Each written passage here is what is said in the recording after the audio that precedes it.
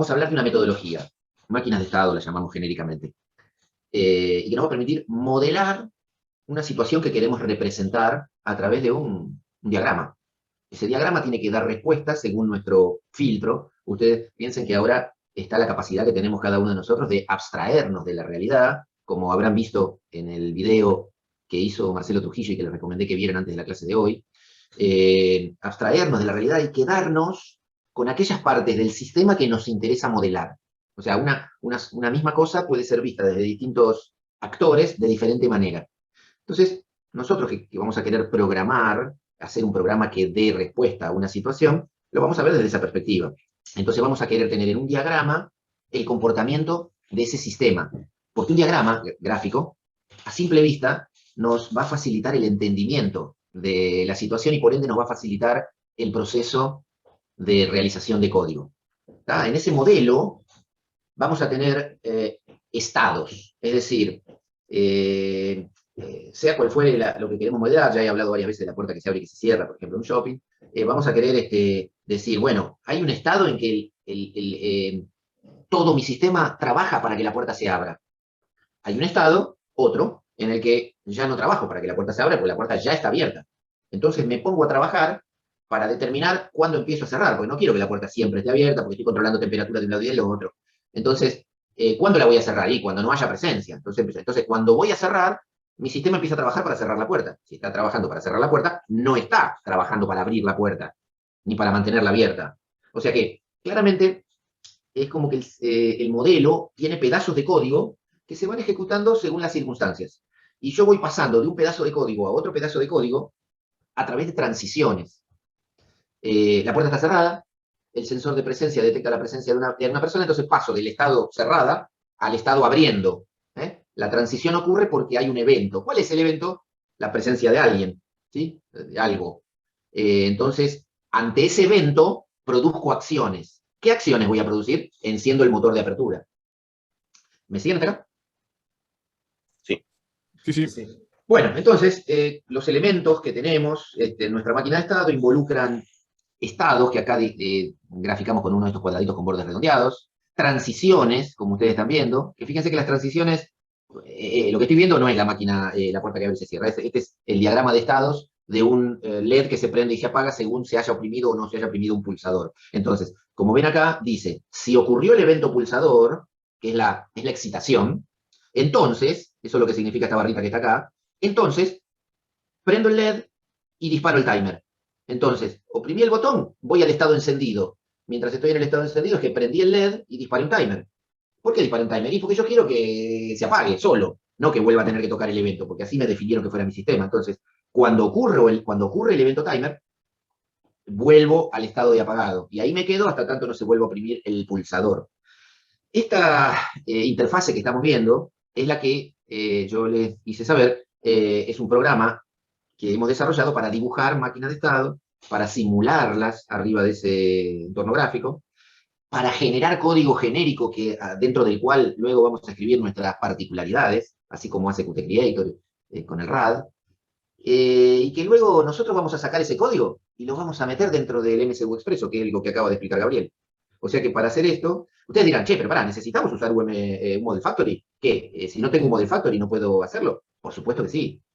Antes, porque el máquina de estado lo enseñamos hace muchos años ya, no sé, nosotros estamos usando Model Factory desde hace unos 4 años, ponele. Antes íbamos al pizarrón y dibujábamos las cosas. Entonces, vos tenés que saber realizar un dibujo y a partir del dibujo obtener el código respectivo. Lo que te hace un Model Factory te facilita esa parte del laburo. Hay software comerciales que realizan la misma acción, la misma tarea. Hay software comerciales que te permiten dibujar máquinas de estado y que incluso te generan el código C asociado a esa máquina de estado. Pero en general tienen una curva de aprendizaje mucho más difícil. Bueno, están en inglés por defecto, que para algunos todavía es una dificultad. Y además suele tener limitaciones, como por ejemplo, es gratis hasta X cantidad de estados. Si necesitas más estados, poniendo esta balanza. Sí, claro. Bueno, otra de las cosas que vamos a ver es la tabla de estados y transiciones, como la estamos viendo allí abajo, en esta interfase que nos muestra Model Factory, que de alguna manera es una tabla que representa el modelo que vemos gráficamente. Hay una columna de estado actual, estado futuro, cuál es el evento que permite la transición y cuáles son las acciones asociadas a la transición. Las acciones ocurren en las transiciones. Una vez que estoy en el estado, bueno, están las cosas así hasta que ocurra una nueva transición. Muchas veces hay autotransiciones. Ocurre un evento que me saca del estado y que me vuelve a traer al mismo estado. Bueno, eso también puede ocurrir. Ya vamos a ir avanzando con eso. Bueno, aquí se ve de manera más grande. Esto que estamos viendo es la interfaz del año pasado, la de este año agrega más botones, pero bueno, ya está. Y este esquema que está indicando que de acá me lo llevo al micro, en realidad es una simplificación, ¿no? Un Model Factory genera código portable. ¿Qué significa código portable? Yo puedo hacer una máquina de estado sin saber sobre qué micro va a correr. Una vez que sé sobre qué micro va a correr, tengo que agregar la inicialización de ese micro y tengo que agregar las funciones necesarias para poder manejar los pines del micro. Bueno, eso ya empieza a hablar de la particularización del código para el micro sobre el que quiero trabajar. Entonces, es por esa razón que vamos a agarrar el código que genera un Model Factory, se lo vamos a dar al MCU Expresso y ahí seguiremos trabajando para luego bajar al micro el código generado. Bien, ustedes me cortan si hay alguna pregunta, ¿no? Bueno, resúmenes, ¿no? De una máquina de estado. Tenemos estados, tenemos excitaciones que van a provocar las transiciones y transiciones que van a provocar las acciones. ¿Vamos? Aquí, de paso lo digo, toda máquina de estado debe tener un estado de reset. Y ese estado de reset se marca con un punto negro, indicando, bueno, mi máquina de estado, en este caso, como ya les conté, es un ejemplo de un LED, por ejemplo, que se prende y se apaga. Se prende únicamente tocando un pulsador y se apaga cuando el vencimiento del timer que se disparó en la transición anterior se venció. Y si se venció, entonces se apaga el timer. Observe que energizo el sistema y como todos mis programas relacionados con sistemas embebidos tienen un while 1, me quedo ahí adentro. Y en el me quedo ahí adentro, ¿qué significa? Bueno, me quedo en alguna función que llamaré máquina de estado y que tiene, por ejemplo, un switch donde hay un case apagado, un case encendido. Mientras no haya ninguna acción, o del evento pulsador, o del vencimiento del timer, siempre se ejecuta la misma parte del código. Yo podría ver, o sea, el que diseñó esto, esa imagen que estamos viendo de esta máquina de estados, decidió que su LED arranque apagado. Podría haber decidido que arranque encendido. Y en el momento de arrancarlo encendido, disparar el timer, así empieza a dar la vuelta, qué sé yo. Fíjense que una vez elegida la acción del reset, la acción de reset no tiene ningún evento, ven que hay una rayita ahí. O sea, la acción de reset es encendí el equipo, lo energicé, no hay acción, arranqué. Bueno, pero sí puedo poner, no sé si dije mal recién, no es que no hay acciones, no hay evento, el evento es encendí la máquina. Acciones sí puede haber, puede o no. Yo en este caso llamo a una función que me asegure que el LED esté apagado. Esa acción puede ser una función que ya involucre tocar algún pin. Bueno, está embebida esa acción de tocar algún pin, que es meterse cerca del hardware, bajo el nombre acción apagar. Entonces, yo a nivel de la máquina de estados me alejo del hardware, ¿no? Lo miro desde arriba. ¿Qué quiero hacer acá? Apagar el LED. ¿Qué quiero hacer acá? Si se accionó, si toqué el pulsador, enciendo el LED. O sea, todo lo que ponemos en la máquina de estados es más bien algo en lenguaje coloquial, que obviamente luego se va a traducir en el uso de funciones. Yo les dije que nos vamos a parar cerca de la aplicación. Por ejemplo, aquí a la derecha tengo la imagen de un tanque de agua, de un tanque, no sé si es de agua, con 3 varillas, que podemos decir que son los sensores, según, pongamos que sea agua, según el nivel del tanque, por el tema de conductividad, el agua puede hacer que este sensor con este sensor tengan continuidad. Si yo acá puedo leer los sensores, podría darme cuenta, según esté en 0 o en 1, el nivel del tanque de agua, ¿no? Esta es una aplicación. O sea, si el agua está llena, si el tanque está lleno, veremos que los 3 sensores tienen el mismo valor. 0 o 1, no importa, eso ya tiene que ver con la especificación del sensor. Pero yo estoy programando, yo sé qué sensor estoy usando, entonces no es problema eso. Esto sería mi aplicación. Yo puedo hacer una máquina de estado relacionada con ese tanque de agua y según la combinación de valores que leo de acá, que obviamente son líneas que van a entrar a GPIOs de nuestro microcontrolador, o sea, patas, puedo saber cómo está el tanque de agua, y según cómo está el tanque de agua, sé si tengo que abrir el grifo de agua para que entre más agua, o si está por rebalsar, capaz que tengo que abrir una salida de emergencia para que el tanque no rebalse, bueno, esas cosas que pueden ocurrir. Bien, o sea que ahí estamos bien al nivel de la aplicación. Pero también podría ocurrir, porque si no, no quiero que se queden en la cabeza con que la técnica de las máquinas de estado la vamos a usar únicamente cercana a la aplicación. También la vamos a usar cercana al hardware. Por ejemplo, en esto que vemos aquí son los que se conoce con el nombre de tramas de comunicación serie. Yo en esta de arriba puedo afirmar que hay una trama que comienza con el carácter numeral, son de a un byte, las tramas, son una comunicación de caracteres típica. Que sea de caracteres no significa que solamente se transmitan ASCIIs, se transmite un byte. que muchas veces hay que delimitarlo. Bueno, che, mi trama arranca con un numeral y termina en un pesos. O otro dirá, che, no, mi trama arranca con un símbolo pesos y no le pongo ningún delimitador final porque siempre son 4. Así que una vez que llega el pesos, contá 4 y ya está. En definitiva, las tramas se pueden delimitar de arbitrarias maneras, pero una vez que las delimitamos, a medida que va llegando un carácter, porque que uno diga, tengo una comunicación serie entre dos entes, no significa que, por ejemplo, lo que estamos viendo acá, no significa que el numeral está pegado al ID sensor y el ID sensor está pegado, temporalmente hablando, al MSB sensor 1 y así sucesivamente. O sea, las comunicaciones series son normalmente, comúnmente asincrónicas. Pueden ser sincrónicas, pero eso es otra cosa. Para los sistemas embebidos lo más común es que sean asincrónicas. Eso significa, che, yo voy a despachar esta trama, pero no es que detengo todo lo que estoy haciendo y me dedico a eso. O sea, hay todo un proceso. Yo, en primer lugar, el micro se lo va a dar a un periférico para que se ocupe de transmitir. Ese periférico se llama UART o USART, como es en el caso de nuestro micro, que ya lo veremos oportunamente. Yo se lo tiro ahí y el tipo lo va a ir transmitiendo, pero entre numeral y ID sensor va a haber un tiempo que está muerta la línea. Y entre ID sensor y MSB sensor, otro tiempo habrá acá, y acá, y acá, que es arbitrario. O sea, el receptor sabe que tiene que seguir leyendo hasta que venga el símbolo pesos, porque si no, la comunicación se abortó y qué sé yo, habrá que contemplar errores y demás. Pero en definitiva, ¿por qué les cuento esto así como tirado de los pelos? ¿Sí? Porque esto se puede ver como una máquina de estados, ¿no? Imaginen distintos estados en donde estoy esperando el numeral. ¿Qué vino? El numeral, vino el numeral, vino el numeral. Entonces voy a otro estado donde ahora estoy esperando el ID sensor. Lo que viene es el ID del sensor, ¿va? Lo recibo y lo guardo en una determinada variable. ¿Y ahora qué voy a estar esperando? El MSB del sensor 1, o sea, el byte más significativo del sensor 1. Ya es otra parte del código. O sea, las comunicaciones series comúnmente se pueden manejar y por ende simplificar usando máquinas de estado. Y eso ya si bien es cierto, forma parte de la aplicación, ya no está tan en el fierro, está más cerca, tan en la aplicación, está más cerca del hardware, digamos, ¿no? Entonces, protocolos de comunicación también son usados. ¿Alguna duda hasta acá? Profe, yo obviamente sé que no lo vimos todavía, pero una trama, creo que dijiste trama, ¿no? ¿Qué sería Sí. como un paquetito que vos mandás? Sí, a ver, lo vamos a hablar de manera genérica porque vamos a introducirnos en otro momento sobre el tema. Pero bueno, básicamente uno en la comunicación serie asincrónica manda de a bytes. Muchas veces comúnmente se habla de la comunicación, que la comunicación es de caracteres, pero muchas veces se habla de comunicación de caracteres, como dije antes, puede inducir a una persona que no tiene experiencia a creer que solo se mandan ASCIIs, y no es así. Vos podés, en definitiva, podés mandar una combinación de ceros y unos, pero de a bytes. Ok.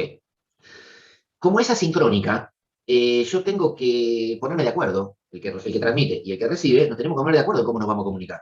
El otro, a ver, yo puedo programar, viste, no quiero introducir demasiados temas que los maree, pero, a ver, básicamente el otro tiene que saber cómo empieza la comunicación. Y el otro lo sabe porque yo se lo dije. O sea, o fui yo el que programé el transmisor y el receptor, o yo programé el transmisor, vos programaste el receptor, pero nos pusimos de acuerdo. Entonces yo te digo a vos, che, mirá, yo te voy a mandar datos del ID del sensor, del valor del sensor 1, del valor del sensor 2, y te lo voy a mandar de esta manera. Organiza tu recepción, porque yo te lo voy a mandar de esa manera. Entonces, es muy común, enormemente común, siempre, que las tramas de comunicación, que son una especie de conjunto de datos que le voy a mandar, que el transmisor le manda al receptor, comience con una bandera, algo que diga, che, ahí van los datos. Entonces, nos ponemos de acuerdo, transmisión y receptor, entonces el receptor está esperando un numeral. O sea, la combinación de ceros y unos que representa el ASCII del numeral. Suelen utilizarse valores de este tipo, numeral, pesos. Hay veces valores fuera de contexto, podría ser cualquiera en definitiva. Entonces el otro se queda esperando un numeral. Si recibe otra cosa, lo descarta, porque ya nos pusimos de acuerdo. El transmisor y el receptor saben que el transmisor arranca con numeral, entonces el receptor está esperando el numeral. Y entonces el receptor sabe que después del numeral, lo próximo que reciba por serie tiene que ser el ID del sensor. Entonces hace algo con eso. ¿Estamos? Sí, sí, sí, gracias. Bueno, y entonces el diagrama de capas que nos va a acompañar de acá hasta fin de año. Tenemos la aplicación, que puede ser esta máquina está representando una máquina llenadora de frascos, por ejemplo, de mermelada, lo que está acá en el medio de mermelada, y ahí hay dos excéntricos que van girando y van extrusando la mermelada que entra por acá arriba, y va llenando frascos, y entonces hay que tener control de nivel sobre el frasco, una aplicación. Otra aplicación es el sensor del tanque de agua. Esto que dice RPM no está relacionado al tanque de agua, está relacionado a esto que es algo que va girando y que va dando tantas revoluciones por minuto, y este es un sensor de luz que va viendo esta parte opacas. Bueno, todas estas son aplicaciones diversas, cualquiera. A las aplicaciones nos vamos a acercar a ellas a través de las primitivas. Las primitivas son todas aquellas funciones portables. No importa sobre qué hardware estemos trabajando, son portables, las voy a poder llevar de plataforma a plataforma. Y después voy a tener que escribir los drivers o firmware, es decir, aquellas piezas de código que nos hacen funcionar el hardware, ya sea el propio micro o los propios periféricos que están integrados dentro de la misma pastilla donde está la CPU, el micro. Me refiero a la WART, a los timers, al ADC, al DAC, a la configuración de cómo trabajar los pines, todo eso está en el firmware. Y en el medio de ambos mundos, variables globales. Esas que agarraba el profesor de informática 1 y les ponía la mano en la silla y le pegaba con la regla, bueno, acá las usamos. Variables globales muchas veces son formato vector, donde el firmware deja cosas que las primitivas agarran, normalmente, o las primitivas dejan cosas que el firmware agarra. Bueno, entonces, vamos a ver la técnica, avanzamos un poquito más y paramos para ir al baño y esas cosas. Tenemos que identificar los estados del sistema que queremos representar. Una vez identificados los estados, que pueden ser obvios o no tanto, o sea, esto es por aproximaciones sucesivas, ¿no?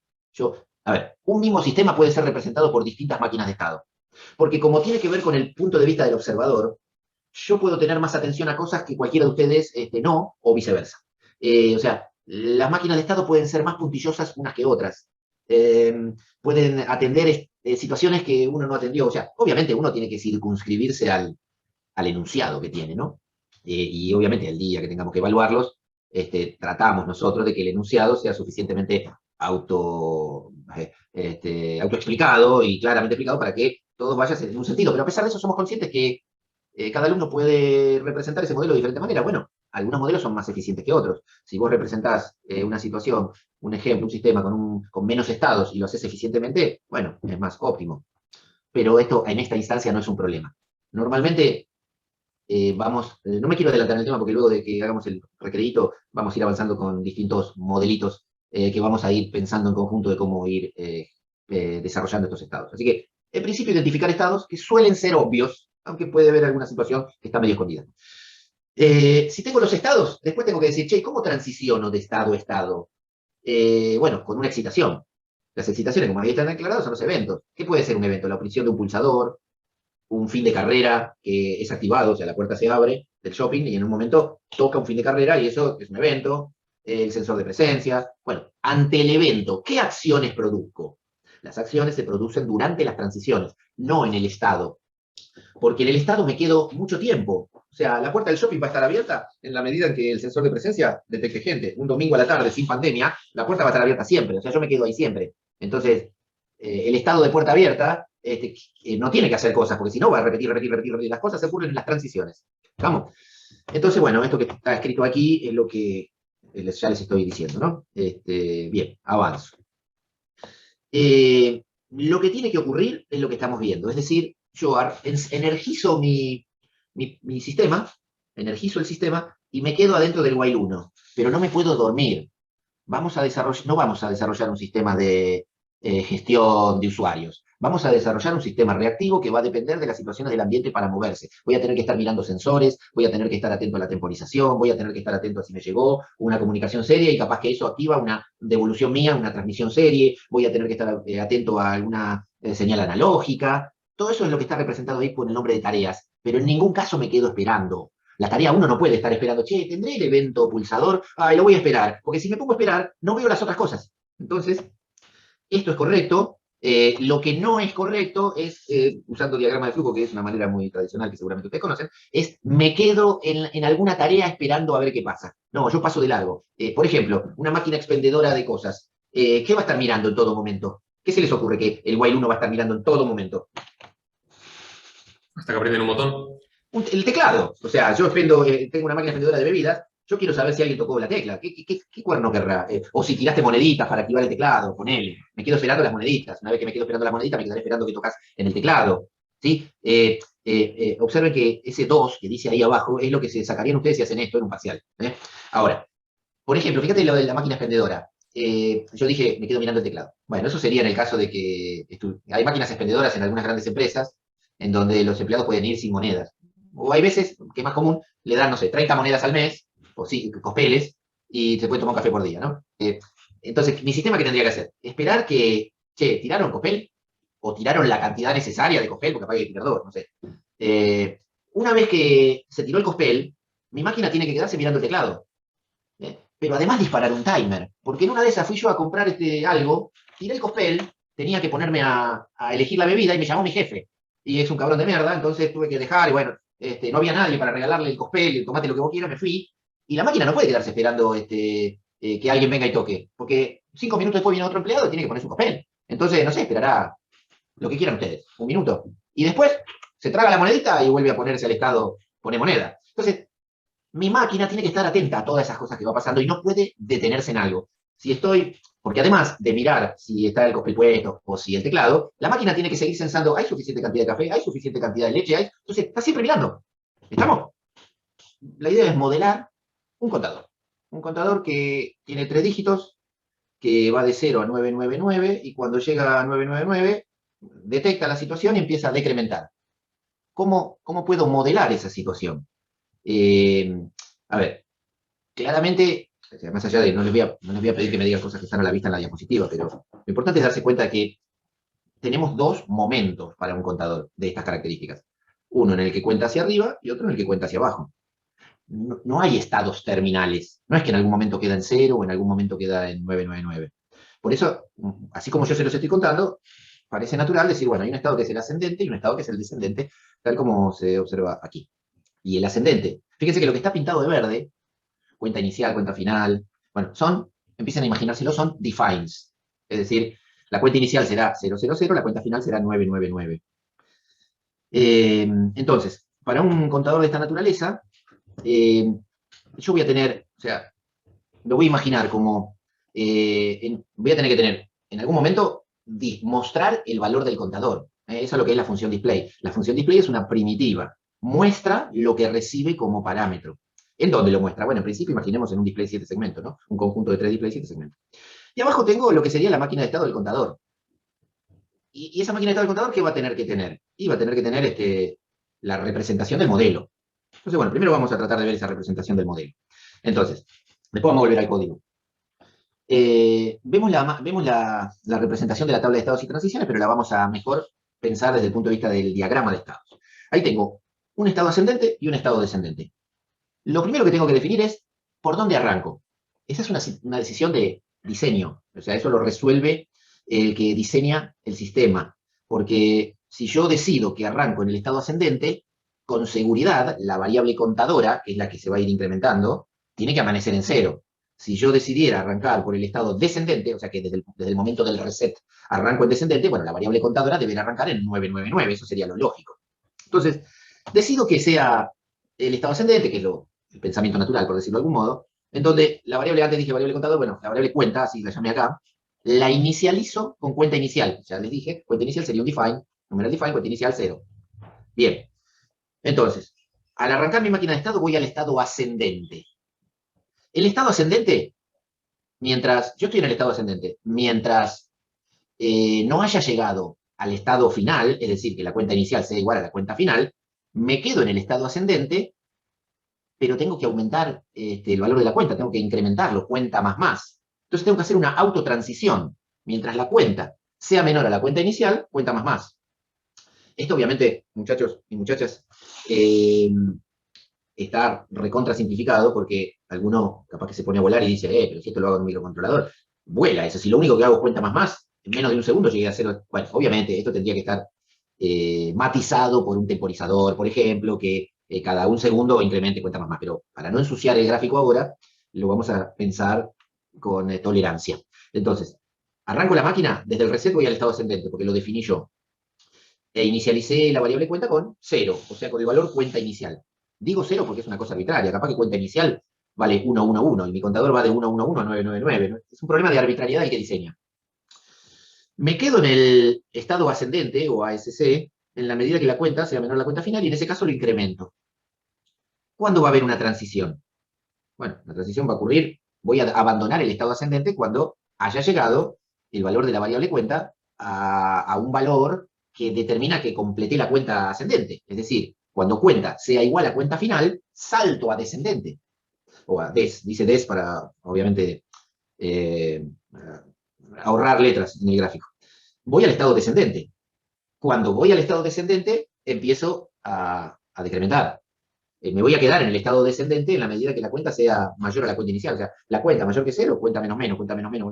¿Y cuándo voy a volver al estado ascendente? Bueno, ya es obvio, ¿no? Cuando cuenta sea igual a la cuenta inicial y empiezo a incrementarme. ¿Alguna duda hasta acá? Por ahora no. No, pero Ahora no. Bueno, es que es muy sencillo. O sea, pero lo bueno de esto es que una vez que este es un sistema muy sencillo, tiene solo dos estados, identificamos el reset, pero ahora es cuestión de ponerlo en código esto. Entonces, el estado ascendente, ahí está recortado la parte que corresponde a este estado de la tabla de estados y transiciones, me dice que, bueno, voy a llegar, me voy a quedar, perdón, en el estado ascendente, estoy repitiendo lo mismo más grande, ¿no? En la medida que la cuenta sea menor a la cuenta final, voy a incrementar la variable, y me voy a ir del estado ascendente, bueno, ahí es la representación del código, perdón, me olvidaba que iba a mostrar eso, y me voy a ir de la representación del estado ascendente cuando bueno, la cuenta ya haya llegado a la cuenta final. ¿Y cómo represento esto en código? Bueno, de una manera que a ustedes no creo que les llame la atención. Fíjense que cuando la cuenta sea igual a la cuenta final, decremento la variable, porque así lo habíamos establecido en el diagrama, pero además cambio el valor de la variable de estado. Entonces, esto ya significa que hay una variable que lleva el estado del sistema. Entonces, la llamaremos estado, arrancó con ascendente, y ahora la transformé en descendente porque salí de ascendente. Bueno, lo mismo podríamos, bueno, antes de eso, puedo reemplazar el análisis que hice de ascendente, o sea, de todo el estado que tiene que ver con el momento de ascender en la variable, lo puedo representar por una función, que la llamo Pepe, ascendiendo en este caso. Y pongo el código que acabo de analizar, de la lectura del diagrama de estado. Y este código de la variable ascendiendo, bueno, va a estar adentro de esta variable, de esta función general llamada máquina de estado contador. Ahora, o sea, cuando hagamos la otra función descendiendo, la integraremos dentro de la función máquina de estado contador, ME-contador. Entonces, el estado descendiente, bueno, va a ocurrir lo mismo. Por un lado, me quedo en el estado descendiente en la medida que no llegue a la cuenta inicial, y esa es la representación del código. Salto del estado descendiente nuevamente al estado ascendente cuando, obviamente, llegue a la cuenta inicial y cambio la variable de estado. Esta situación, obviamente, la podemos representar con esta otra función, así como antes hicimos ascendiendo, la llamamos esta descendiendo, pues estos nombres son arbitrarios. Y sabemos que estas funciones van a estar integradas dentro de esta función mayor, llamada máquina de estado contador. Bueno, la función, o sea, ya vamos viendo que, perdón, que mi main, que es lo que estamos viendo acá, debe incluir un reset, porque ya definimos que había un reset. El estado, fíjense que el reset involucra establecer la variable de estado, le puse el nombre ascendente, no se confundan con el nombre de la función, el nombre de la función estaba escrito en azul, decía ascendiendo, o algo así. Entonces, todos estos son ascendentes, descendentes son defines. Ok, cuenta inicial, cuenta final son defines. Entonces, mi función de reset establece el estado y la cuenta. Entro, sé que lo primero que hago es mostrar, o sea que yo estaré siempre mostrando, esto es totalmente ineficiente, uno no hace esto de manera natural porque estaría yendo a muchísima velocidad y escribiendo el display 7 segmentos cuando no es necesario. No es necesario porque hay otras maneras de hacerlo más eficientes desde el punto de vista del consumo de energía y esas cosas. Pero, genéricamente diría, muestro en el display, entro a la función máquina de estado. Y la función máquina de estado seguro va a tener en cuenta la función ascendiendo y la función descendiendo que vimos recién. ¿Y cómo sería eso? Bueno, este es el punto H que nos va a ayudar con nuestro programa. Aprovecho para decirles que de acá hasta fin de año vamos a querer mucho nuestros puntos H, porque los puntos H son aquellos archivos que nos van a permitir abstraernos de la mugre del hardware. Cuando digo mugre del hardware son nombres horribles que nosotros no pusimos, que los puso el fabricante, que tenemos que ver cómo los usamos y vamos a querer transformar esas cosas en algo que lo entendamos más, nos vamos a querer alejar. Eso para los headers nos van a ayudar mucho en ese sentido. Bueno, esto que están viendo acá no es nada que no comprendan, es todo lo que expliqué recién transformado en un header. Bueno, ¿y cómo resuelvo la función máquina de estado contador, ME-contador? Lo típico son múltiples if, switch case y punteros a función. Les cuento como adelanto que el software U-Model Factory te permite de estas dos situaciones. El múltiples if pues, genera un código un poco más sucio, complicado. Entonces, normalmente uno se tira a hacerlo en switch case o más eficientemente en punteros a función. Entonces, U-Model Factory te va a dar los dos códigos. Vos vas a poder elegir con qué hacerlo, qué te sentís más cómodo, qué te resulta más adecuado. Bien, entonces, nuestra máquina de estado de contador, sencillo. Si lo hacemos con if, simplemente tendremos que preguntar, che, ¿cómo está nuestra variable de estado? Ah, está ascendente, porque nuestro reset la puso en ascendente, porque yo, programador, definí que arranque en ese estado. Si estoy en ese estado, llamo a la función ascendiendo, y me voy. O sea, nunca se va a ejecutar este otro estado porque hay un return acá. Ahora, cuando en la función ascendiendo se determine que llegué al estado final, a la cuenta final, perdón, bueno, ahí me va a cambiar la variable de estado y de esta función principal, la única parte que se va a ejecutar es la parte de aquí abajo.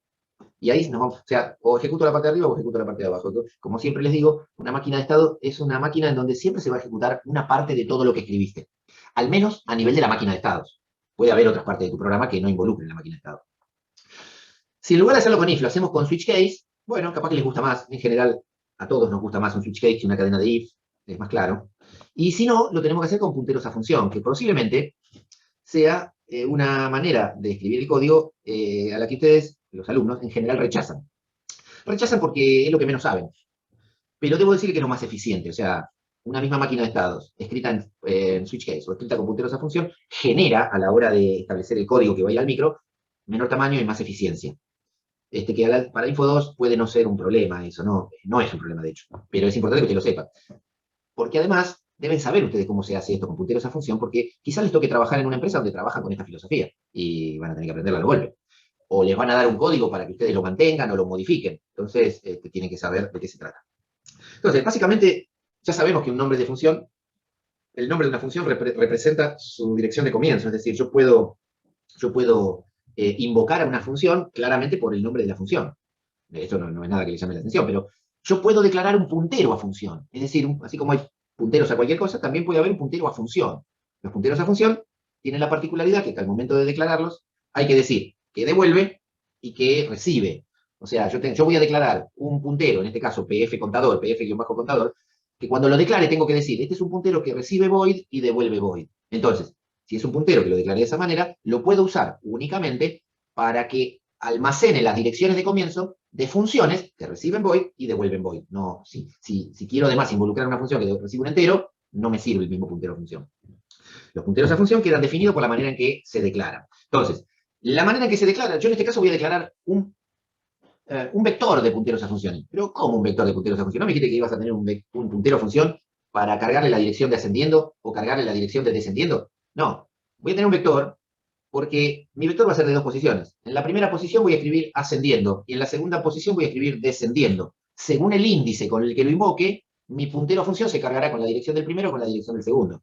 Si tuviera 10 funciones, armaré un vector de punteros a función que con el índice que yo luego lo cargue, estaría apuntando a una o a otra función. Eso se escribe de esta manera en C. O sea, nomenclatura de vector, pointer, pointer significa, bueno, esto va a ser un puntero. Los paréntesis forman parte de la declaración de un puntero a función. O sea, para que haya un puntero a función, tengo que ponerlo entre paréntesis. Si yo le pongo un símbolo de array abierto, corchete abierto, corchete cerrado, es que esto va a ser un vector de punteros a función. Si yo no pongo ese array, simplemente lo tengo que hacer igual al nombre de una de las funciones. Como es un array de punteros a función, de funciones que reciben void y devuelven void, lo inicializo de esta manera. Y usted me dirá, che, ¿y ahora qué quedó apuntado? No, mirá, no quedó apuntado nada. Lo voy a inicializar en el reset, posiblemente. En el reset, que es el momento donde yo arranco de configuro, digo, che, bueno, mi puntero queda apuntando a ascendiendo. ¿Y por qué ascendiendo? Porque es una decisión mía del que programa. Obviamente, una vez que lo inicialicé en el reset, después llamo a la función que corresponda y según el estado. En este caso uso la variable estado para determinar como índice del puntero a función. Si estado vale ascendente, apuntaré ascendiendo. Si estado vale descendente, despuntaré descendiendo. Asumiendo que ascendente vale 0 y descendente vale 1. Que voy a volver para atrás, no sé si está escrito así, en el H. ¿Ven? Acá habíamos escrito ascendente igual 0, descendente igual 1. Entonces uso eso como offset para el puntero a función. Bien, estado de emergencia. ¿Por qué estado de emergencia? Y porque tu máquina, esto estamos hablando de una máquina de simplemente 2 estados, lo que estamos viendo ahora, pero puede tener 10 estados tu máquina. ¿Y vos de qué depende de que todo esté funcionando? De que la variable de estado no se vaya al diablo. ¿Y por qué podría irse la variable de estado al diablo? Su valor, me refiero. Y podría irse por situaciones de ruido ambiente que inducen descargas electromagnéticas sobre un... Muchas veces pones a trabajar tu equipo en lugares ruidosos. Ruidosos no de solamente ruido electromagnético, por decirlo de algún modo. Entonces, hay veces que hay que proteger el equipo con algún dispositivo tipo jaula de Faraday para que esté aislado pero hay veces que, o sea, vos tenés que cuidarte. Si cuidarte solamente es hacer un estado más, y bueno, lo vamos a proteger. ¿Y qué significa eso? Bueno, vos sabés que suponete que tenés un sistema de una máquina de estado de 10 estados. sea, del estado 0 al estado 9. Bueno, te creas un estado de emergencia que se llame 10, en donde, que se llame significa numeral define emergencia 10, ¿no? Donde vas a ir a parar en la medida en que tu variable de estado se haya ido del estado máximo. Fíjense que acá definí una macro, estado máximo, que sería igual a 9. Bueno, si estado mayor al estado máximo, entro acá. ¿Y cómo lo hago esto? Y dentro del while 1, es el primer if que pones. If estado mayor o igual a estado máximo, emergencia. Si ahí no entré, sigo con la máquina de estado. Me refiero a una situación como la que observamos acá. O sea, yo aquí no voy a entrar nunca, salvo que ocurra un error. ¿Y cómo lo resuelvo? Con un reset. Las máquinas de estado son los sistemas embebidos. Si fallan, hay que resetearlos. Cuando los reseteas, se inicializan y arrancan. Esto es lo más normal. ¿Sí? Puede haber situaciones en las que tengas que contemplar otras cosas, pero las situaciones a las que vamos a enfrentar en informática 1 son de este tipo. Una consideración adicional. Fíjense acá en el H, fíjense que tanto descendente como estado máximo valen 1. Bueno, eso es una tontería, pero me acuerdo de algunos alumnos que se trababan con esto. Yo podría haberle puesto estado máximo igual 2, pero eso me hubiera obligado acá que en el if estado mayor, estado máximo, haber puesto estado mayor o igual a estado máximo, porque si está en 2 ya está fuera del rango. El rango es ascendente y descendente. Entonces, muchas veces es común denominar con otra etiqueta al estado máximo. No. Ahora, si queremos manejar una salida y lo podemos representar con un LED, ¿qué puede ser? Puede estar en reposo o puede estar en un estado titilando, ¿no? Y eso que parece tan obvio, bueno, claro, qué bueno, reposo y titilando, puede dar lugar a más de un diagrama de estados. Porque yo podría tener el estado reposo, que es el estado reset, y ante un evento ir al estado titilando, es decir, un estado que embebe la temporización, un estado que seguramente debe tener una autotransición cada, ponele, un segundo, para que cada un segundo se apague si estaba encendido, se encienda si estaba apagado, y así sucesivamente, y ante determinado otro evento vuelva al estado de reposo. Entonces tengo dos estados. O podría tener un estado de reposo, un estado de on y un estado de off, en donde desde el reposo me voy al on, o en lugar de hacer una autotransición, desde el on me voy al off, desde el off me voy al on, desde el on me voy al off, y así me quedo, hasta que ante algún evento, desde alguno de los dos estados me vuelvo al reposo. O sea que hay varias maneras de hacer, como les dije antes, la misma situación. Entonces, ya vimos que, tal como lo estamos encarando, bueno, vamos a encararlo así. Un estado de reposo, un estado titila. Bien, estos son nuestros estados. Y ya sabemos que además de estos estados que identificamos, naturalmente, tenemos que contemplar el estado de emergencia, tenemos que contemplar el estado de reset. Son situaciones que tenemos que contemplar. Y bueno, después de que definimos los estados, tenemos que definir cuáles son los eventos y cuáles son las acciones. Bueno, los eventos tenemos que determinar qué cuerno es lo que va a hacer que el LED pase de reposo a titila. Eso es algo arbitrario, que tendrá que ver con el sistema que estamos programando. Pero lo importante de determinar acá es, yo puedo decir, che, el evento es que se oprimió un botón, se tocó la tecla, o el evento es que la temperatura superó tal valor. Entonces ahí estamos hablando con el tema de ADC, por ejemplo. O el evento es, me llegó determinada información por el puerto serie. Sea cual fuera el evento, muchas veces lo simplificamos, lo reemplazamos al evento por una variable, sobre todo en nuestro primer diagrama de estado. Esto es lo que pretendo decir con esta variable titilar. La variable titilar representa el evento que ocurrió, no importa de dónde vino. Si titilar está en 1, me fui a titilar. Eso es lo que voy a hacer. Si titilar está en 0, me vuelvo a reposo, ¿no? Bueno, y las acciones son las que tenga que hacer, digamos, porque van a estar involucradas temporizaciones, encendido del LED, apagado del LED. Y una última cosa, que uno ponga, o sea, yo disparo el LED y lo enciendo. Eso significa que de alguna manera llegué a la pata donde está conectado el LED y le puse ponele un 1, porque ponele se enciende con un 1. Entonces lo encendí. Y capaz que dura un tiempo encendido. Bueno, muchas veces es común tener una variable seguidora de la salida, porque que vos hayas escrito un 1 en la salida no te asegura que eso perdure en el tiempo, y hay veces, por las situaciones de distinta índole, pero entre ellas de los ruidos ambientes en los que puede estar sometido tu sistema embebido, tenés una inestabilidad, pero podés consultar el valor que tendría que tener la salida, y de última normalizarlo de vuelta. A eso se refiere esta variable tipo LED. Entonces, un manejador de salida, como les comenté, tiene la variable de estado siempre y la variable de salida. ¿Cómo se llama? ¿Qué valor va a tener la salida? Y por ende con eso vamos a saber si está prendido o está apagado. Y por supuesto la variable de excitación, titilar, todo lo que acabo de decirle. Venimos del reposo. Ahí pregunto, ¿enciendo LED? ¿Por qué pregunto enciendo LED? Porque lo estoy diseñando yo. Capaz que quiero que el estado de reposo sea el LED prendido. No quiero que sea el LED apagado. Eso es una decisión mía. Si tengo que encenderlo, lo enciendo. En la acción correspondiente. Por ejemplo, lo ponemos en términos humanos, LED igual on. Bueno, entonces yo ya me doy cuenta, quiero encender el LED. Estoy haciendo un diagrama que me aleje del hardware. Lo quiero entender yo. Y bueno, obviamente me voy a quedar en el estado de reposo mientras la excitación no se active. ¿Y qué hago mientras me quedo ahí? Nada. Ah, mira vos. ¿Y cuándo me voy a ir a titilando? Obviamente, cuando se active el evento. Entonces, yo decidí que en reposo el LED se encendía. Y cuando se activa el evento, titilar, me voy a titilando. Ahí yo ya sé que es un estado donde seguramente tendrá una autotransición con alguna temporización que lo enciende, que lo apaga, que lo enciende, que lo apaga. Pero en el momento que salgo del reposo, donde el LED está encendido, me voy a titilando, bueno, yo tendría que acceder al hardware del LED y negarlo. Es decir, si estaba encendido, lo apago. De hecho, estaba encendido, lo apago. Ahí puse not LED, porque bueno, voy a invertir su valor. Podría haber puesto LED igual 0, sabiendo que lo inicialicé con 1, pero lo mejor es poner, dejarlo naturalmente escrito. Si estaba encendido, lo niego. E inicio un timer. Uy, de eso no sabemos nada todavía, ok. Pero ustedes ya saben lo que hago si le hablo de timer. Y fíjense que ese timer, esa función, iniciar timer, recibe un parámetro al que le llamé delay. En todas estas diapositivas, si algo está escrito con verde, es un define. Entonces, ustedes imagínense que en mi código hay un delay, numeral define delay 2.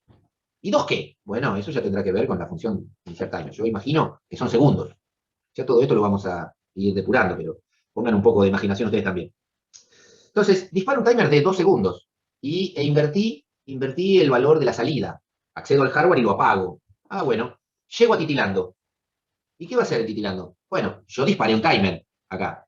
Este timer va a vencer. Al vencimiento de ese timer, tendré que invertir la salida y disparar de vuelta un timer para mantenerlo oscilando. ¿Me siguen? ¿Me siguen? Sí. ¿Podrías repetir eso? Sí. Voy para atrás. Ah, no me dejé para atrás, bueno, no importa. A ver, yo pasé de reposo a titilando porque se activó titilar. Si titilar vale 1, la variable titilar me está representando el evento que ocurrió en la realidad. La temperatura superior a un límite mínimo, máximo, te recibí un mensaje por puerto serie que, che, tenés que hacer titilar el LED, o se apretó un botón que activa el LED. Entonces yo lo represento, lo simulo con la variable titilar. Cuando avancemos de acá a 2 clases, eso ya no va a ser así. Vamos a hacer uso de alguna función que lea el ADC o una función de biblioteca, porque de acá a 2 semanas no vamos a saber usar el micro. Pero bueno, hoy lo representamos con la variable titilar. Si se activó titilar, tengo que irme a titilando. Titilando es el estado, el que está escrito en rojo. Si me voy a titilando, tengo que invertir el valor del LED. Recuerden que del reset lo dejé encendido fijo. Y entonces lo voy a pasar a apagar y disparar un timer. Porque cuando esté en el estado titilando, fíjense que el estado titilando lo que dice es, che, la variable titilar sigue activa. Ah, me quedo en titilando.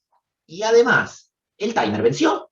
Ah, si venció el timer, que disparé acá, entonces vuelvo a invertir el LED, que estaba apagado, lo prendo, e inicio el timer. Pero no me moví de estado, me quedé titilando. Cuando vence el timer, 2 segundos después, el 2 lo acabo de poner yo, es arbitrario, es el valor que tiene la macro delay. 2 segundos después me vuelvo a preguntar, che, sigue activo titilar, ¿no? ¿El evento sigue activo? Sí. ¿Y el timer venció? Sí. Ah, bueno, vuelvo a invertir el LED, si estaba prendido, lo apago, si estaba apagado, venciendo, vuelvo a disparar el timer. O sea, me quedo titilando mientras el evento siguió activo y el timer sigue venciendo. ¿Ok? Lo disparo, vence, lo disparo, vence, lo disparo, vence. Entonces, saltea titilando, me quedo ahí, che, ¿el evento sigue activo? Sí. ¿El timer venció? No. Bueno, no hago nada. ¿El timer venció? Sí. Bueno, invierto el LED, disparo y me quedo titilando, me quedo titilando, me quedo titilando hasta que en algún momento, bueno, esa es la temporización, me había olvidado ese capítulo que había puesto, en algún momento, titilar vale 0. Titilar vale 0. ¿Y por qué titilar vale 0? Bueno, recuerden, titilar está representando alguna situación del ambiente que me hizo ir a poner el LED a titilar. Quizás la situación del ambiente es que como se había superado una temperatura y me hizo llamar a la alarma y encendí el LED, bueno, la temperatura bajó porque entre las cosas que hice encendí un ventilador en el momento de la transición a titilando. Bueno, seguí midiendo y en un momento bajó. Entonces ya puedo volver a reposo. Entonces, esa situación de que puedo volver a reposo porque la cosa se normalizó, la represento con titilar igual 0. Pero como en reposo, por definición de diseño, el LED queda prendido fijo, debo asegurarme que el LED quede prendido. Entonces pongo el LED on. Porque como vengo desde titilando, yo no sé si cuando titilar se hizo igual a 0, el LED estaba prendido o estaba apagado. ¿Viste? Porque en titilando va de cada 2 segundos se prende, se apaga, se prende, se apaga cada 2 segundos. En el momento que el evento de titilar se hizo 0, es decir, terminó la excitación que había y vuelvo a reposo, si estaba el LED apagado, va a quedar apagado. Si estaba el LED prendido, va a quedar prendido. Entonces, yo me aseguro que quede encendido, porque esa es la condición de diseño, poniendo LED igual on. ¿Me seguiste hasta acá? ¿O me siguieron hasta acá? ¿Vamos bien? ¿Alguna duda? Sí, Bueno, estamos bien. por ahora sí. Bueno, consideraciones adicionales, porque esto fue como despacito, ¿no? Pero ahora vamos a complejizar un poquitito. Por un lado, puedo volar esa transición. ¿Por qué puedo volar esa transición? Porque Ustedes recuerden, ¿cómo lo convertimos en código esto? Y agarro el estado de reposo y digo, if titilar igual 1, hago tal cosa, y estado igual a titilando. ¿Y cómo represento esta transición que está acá? Y entonces yo mi código tendría que poner if titilar igual off, o 0, ¿qué hago? Nada. Y para eso no le escribo. No está. Si igual yo desde el reset me voy a quedar en reposo. Y me voy a quedar en reposo con el LED prendido hasta que aparezca titilar. No tengo que preguntarme, che, ¿titilar está en 0? Si estoy acá dentro del reposo, que titilar está en 0. Porque si estuviera en 1, estaría haciendo esta transición. Claro, lo que quiero decir es que muchas veces uno cuando hace el análisis preliminar, contempla las autotransiciones que son obvias. Che, mientras titilar valga 0, me quedo en reposo. Está bien, pero ¿cómo lo transfiero a código? If titilar igual off, nada. Punto y coma. Entonces, para eso no escribo nada. Está, listo. Me quedo con, cuando estoy en reposo, el estado de reposo en este caso lo único que va a hacer es if titilar, o if titilar igual true, o if titilar igual on. Hago eso que dice ahí en las acciones. Y cambio de estado. La variable estado va a pasar a titilando. Ok. Eso por un lado.